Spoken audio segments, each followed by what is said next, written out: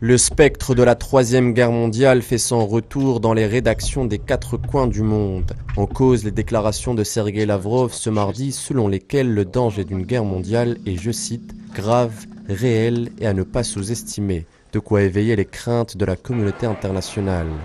Pour Lavrov, le camp ukrainien est le premier responsable de cette escalade. Celui-ci manquerait de bonne volonté.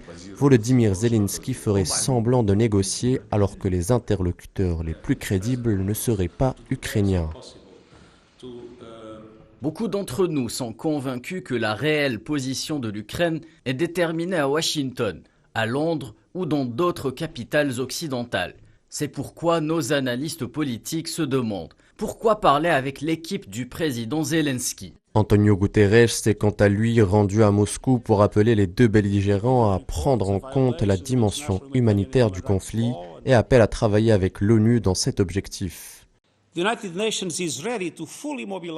L'ONU est prête à mobiliser pleinement ses ressources humaines et logistiques pour aider à sauver des vies à Mariupol. Ma proposition concerne un travail coordonné des Nations Unies, du Comité international de la Croix-Rouge et des forces de l'Ukraine et de la Fédération de Russie afin de permettre l'évacuation en toute sécurité des civils. En réponse, Lavrov a déclaré être prêt à coopérer avec l'ONU pour soulager les populations civiles en Ukraine.